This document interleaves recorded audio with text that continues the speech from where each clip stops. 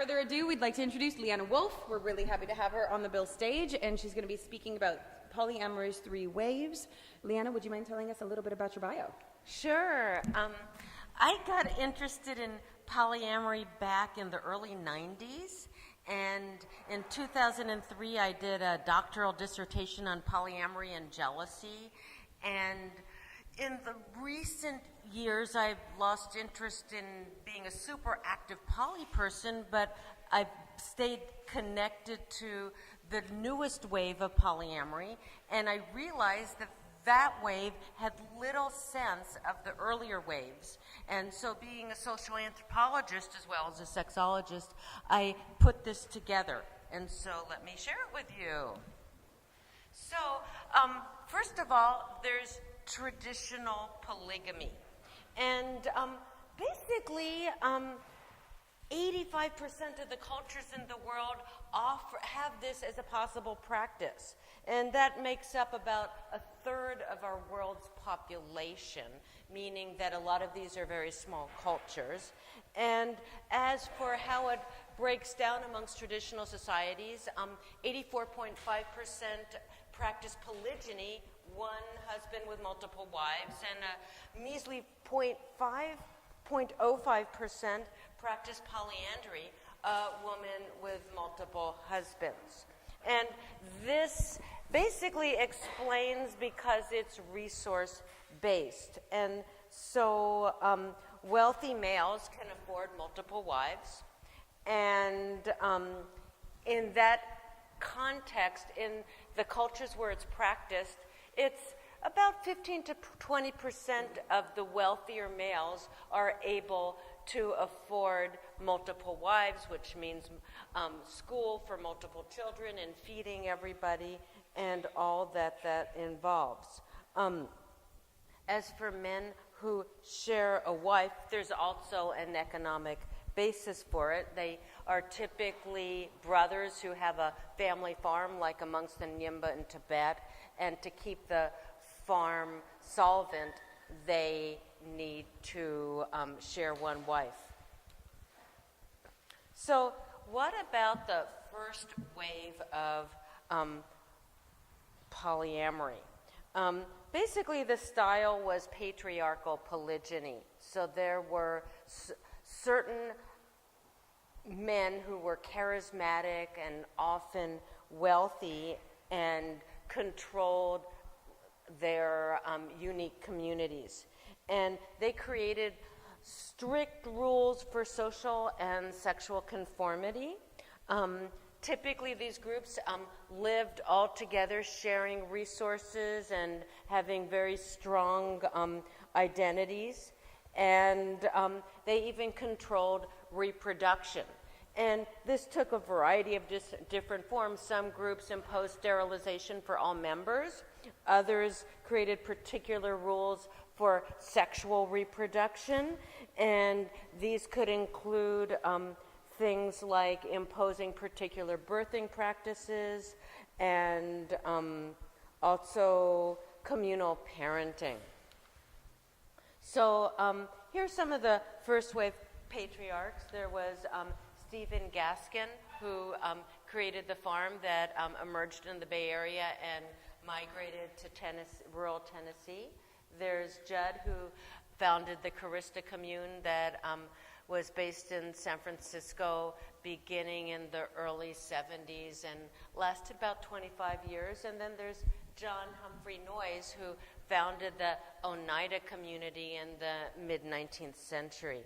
And Noyes was a preacher who generated lots of fascinating ideas about perfectionists. And his group was a 500-person group marriage, and they devised all kinds of really interesting practices, at least for anthropologists to look at. One of them was coitus reservatus, and this was a way to have intercourse without ejaculation. And so the males were trained to not ejaculate and thus not cause pregnancy. This involved training, and so typically the menopausal women would initiate the young men, into intercourse so that they would learn how to do it properly. There was also this notion of complex marriage where the whole group was viewed as being married together, and practices like pair bonding were banned. The things that they would do is they would have group dances. They'd never have partner dances with their children. They had them all share toys. They couldn't have their own toys. And then they had this notion of ascending fellowship where the older men of the community, like Noyes himself, were considered the ones who had the most valuable genetics, and they were the ones who were to father the next generation. And so that led to their strip culture breeding program, where the most fertile females were, the young ones in their 20s and teens, were the ones who were designated as the next mothers. And so the ones who could have intercourse with them were the older males. And you can only imagine the rebellion that led to amongst the age mate males of these women. And it ultimately brought down the community. Now, the farm, as I mentioned, was founded in San Francisco, and many of these people were very talented people who took vows of poverty when they moved to rural Tennessee. And there was a four-marriage system that was generated, as well as a whole practice of midwifery that led to books and training of midwives. And currently, this group still exists, though their numbers are quite small. Now, the Carista Commune was an intentional community in San Francisco, lasted for 25 years, and they invented the concept of compersion. And they did it when they were playing a Ouija board game. And basically what compersion meant to them, and the word continues in the polyamory communities today, is the experience of positive regard when your partner is with another partner. And so it made them happy to see their partner or partners being erotically charged by engaging others. And a couple of social psychologists studied them in the early 80s, and in terms of their assessment, they claimed that this group had no jealousy. And one of the things I noted, because I did some primary research interviewing people who had been part of this group, is that in many cases the reason they didn't have jealousy is that they were not encouraged to form pair bonds, and they regarded, and the survivors regarded the sex that they had as something like soup kitchen sex. It wasn't very passionate. It was, and thus, why would you get jealous over it?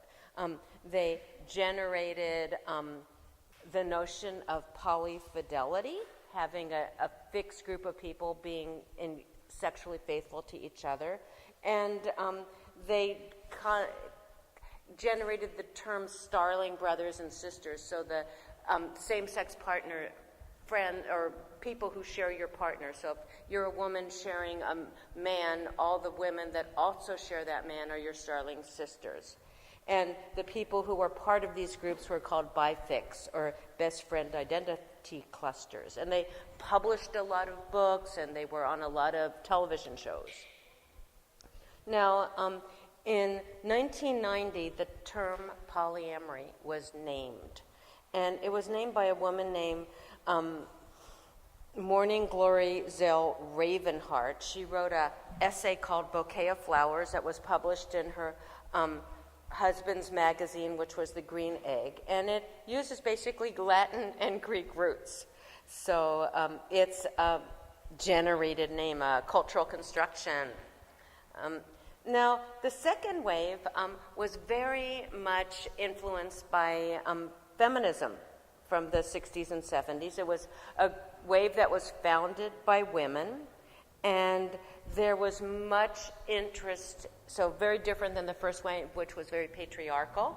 And the focus here was on communication as expressed through boundaries and asserting boundaries and being clear, and also the notion of transparency, where one would have to be very, very specific in how they communicated with each other. They also incorporated the notion of compersion, and to work on their jealous feelings, they felt they had to do inner work and processes and meditations and take workshops and such. And they also pioneered with the term NRE, which is New Relationship Energy. And basically that is the attraction phase of romantic love that pretty much all societies notice. And the first phase where one is typically possessive and jealous and intensely focused on the partner, the new partner. And they looked at NRE as a temporary phase that one would get through, and if one was having trouble with jealousy, they'd say, oh, they're an NRE, this too will pass. And one of the concerns of this group were unicorns, and basically the bi woman who could form a triad with an open male-female couple. So here's some of the second wave matriarchs. There's Deborah Anapol, the late Deborah Anapol, and Ryan Nearing. They founded Loving More. And Dossie Easton and Janet Hardy, who were the authors of The Ethical Slut.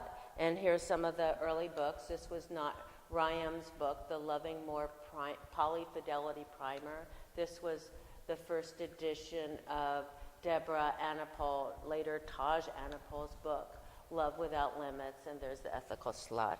These came out in the 90s. And much of the chat in this wave had to do with different configurations. Either a triad where two were focused on one, or an all three-way triad, or a Z quadrad, and they had all these names and typologies. And here's some of the popularizers of the second wave.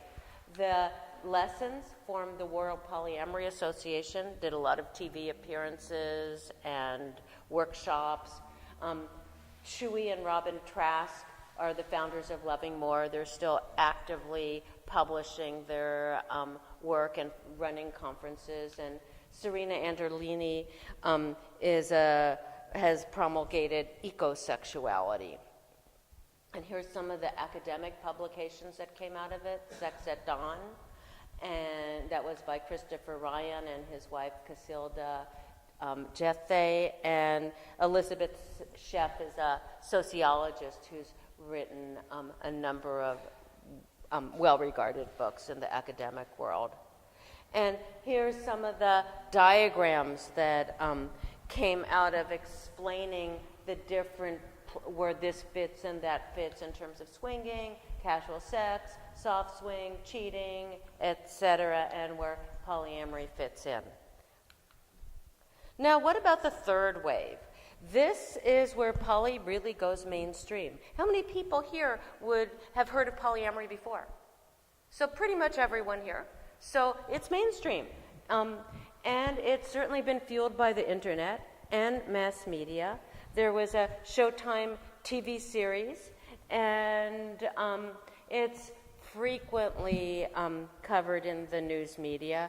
When I was first doing my dissertation in 2002, there were maybe 40 publications, and now there's many, many more. And for many people, it's regarded as a thing, as simply another relationship option. And there's been the popularization of being a solo poly as an identity. So one is not single if they define themselves as polyamorous, even though from the outside in we'd look at them and say, yeah, they look like they're single and dating, but a solo poly tells everybody that they're poly, and their partners know the people they're dating are aware of the other people they're dating, and they may be in community with each other. The notion of a metamor is embraced in terms of those people who are involved with each other's partners, and the notion of relationship escalator is challenged. The idea that when you get into a relationship, you would want it to lead to living together, to engagement, to marriage, to family, whatever, rather than say, hey, a relationship can take other forms than that. And there's also the engagement of relationship anarchy and gender fluidity, where gender binary non-binaries are very much celebrated. So here are some of the ways that contemporary polyamory is looked at on the internet in terms of different sources. And here's the stars of polyamory, married and dating. It had 2 seasons on Showtime. And here's some of the images from the third wave. And some of the third wave popularizers, Reed Mahalko, Cunning Minx, and Peppermint. And some of the third wave authors, Tristan Taramino and Franklin Vo and Eve Rickert. And some of the third wave babes, Dedeker Winston and Kamala Devi. So there's challenges in this wave. It's going through growing pains. It's no longer a discrete community of special people. Here, before, a lot of the people who participated were more on the geeky side. Now physical appearance matters, and beautiful people become the popularizers, and and it's regarded more as a relationship choice, not just for those seeking to live in integrity. And there's less journey to access polyamory, and there's a multiplicity of intimacy, interests, and goals. And this kind of ties in with the next talk in terms of therapeutic challenges and working with people and the problems that come up as contemporary people are practicing polyamory. So that's it. Feel free to be in touch.